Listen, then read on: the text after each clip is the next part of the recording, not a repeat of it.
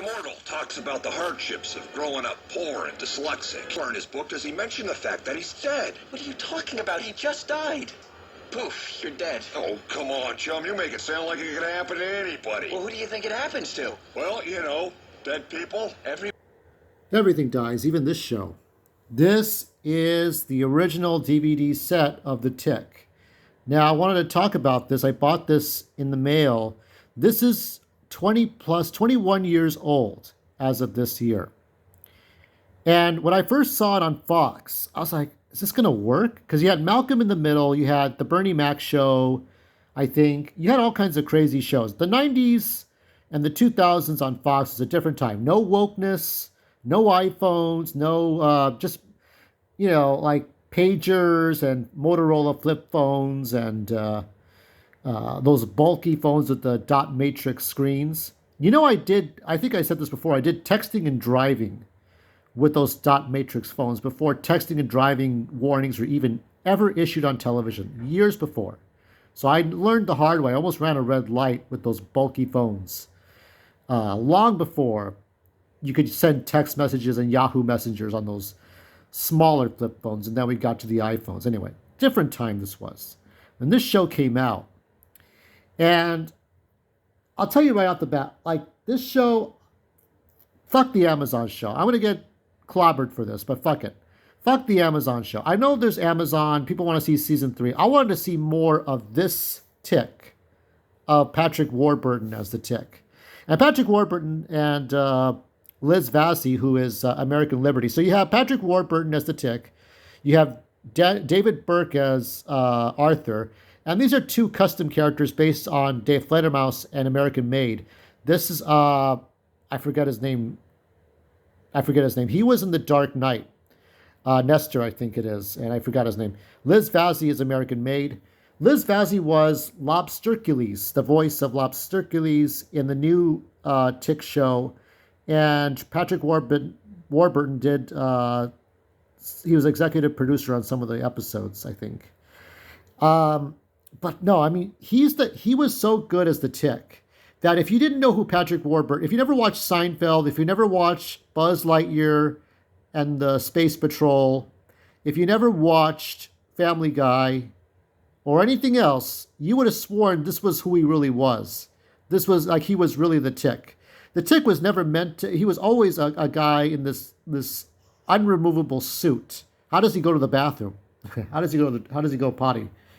We know he eats, but that's about it. I mean, he's just an enigma, right? And the same thing with the new actor who plays the Tick. And even the original cartoon, I remember the cartoon. The cartoon would go in bizarre places, but this was Seinfeld with superheroes in it. And this is at a time when Smallville came out, and they had No Flights, No Tights, and also Star Trek Enterprise. So you had 2 prequels. This was just like whatever this was. And I remember reading an IMDb comment. Now, IMDb was the place to go to before Rotten Tomatoes and YouTube. You would look at an episode, you would look at a show, and then scroll down past the credits of all the people and cast and crew of the movie or TV show and see the reviews and see what people thought of the episodes and stuff like that. And you evaluate based on those reviews. I don't know if IMDb is woke these days or not, or if people can still freely express their opinions. I'm hoping they can. But I really enjoyed these episodes. And one of the comments that came up on IMDb was that shows like Temptation Island, The Chamber, like Who Wants to Marry a Millionaire, I Want to Marry Harry, all these Fox reality shows, American Idol.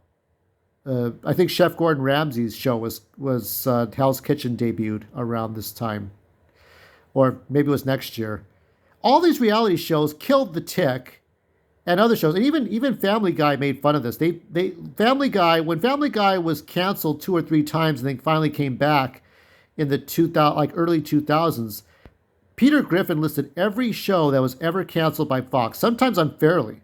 I mean, Human Target, which I will get into later on, probably tomorrow for that DVD review, because it is the 50th anniversary of Christopher Chance, and I'm going to get into that review tomorrow.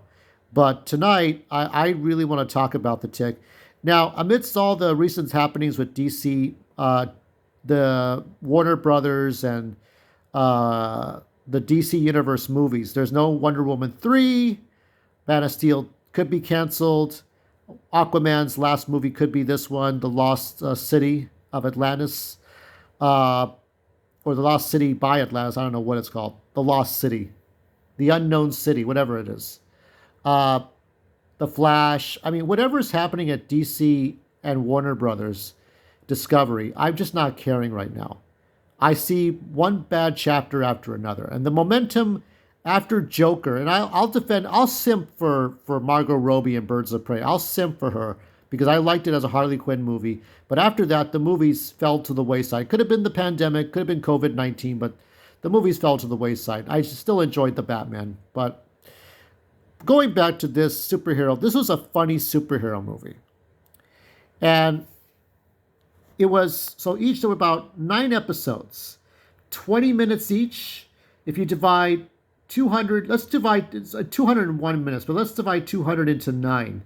So you had about 22 minutes or so, 22 to 23 minutes an episode, 9 episodes. There's a couple of commentaries. I love Ben England because Ben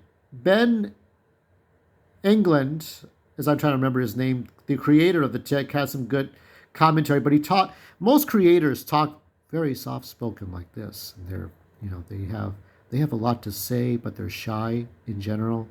It's not Ben's fault. They talk very shy like this. He talks soft. So you can't hear the commentary very well. But Barry Sonnenfeld, who directed the Addams Family movies, had very good insight as a director and as a photographer, and how he wanted to show the very first episode, the pilot. The Tick has no origin story, just like every version of The Tick. Arthur's origin is very good. I like his origin the best in this version because he already wanted the suit. In the Amazon show, it's a techno gray suit with the weird, like, feather ears and shit. It's a moth, not a rabbit, but he looks like a rabbit, right? It's the comic book cartoon adaptation that looks the best. But Arthur already wanted to be Arthur the superhero when Christopher Lloyd walks into the offices, because Christopher Lloyd was Uncle Fester in the other movies, and he chastises him, and then Arthur wants out. So Arthur already wanted to be a superhero, and the Tick meets him, and we get other superheroes. So we don't really see that I think we see Dot team up with some other guy, Arthur's sister, I think. So we see 2 other characters, but we get 4 superheroes, and we get more superheroes. The idea, besides being a Seinfeld, a superhero version of Seinfeld, was that this was what do superheroes do in their off time? We know they fight what is it, radioactive cow, whatever it is. It's radioactive cow.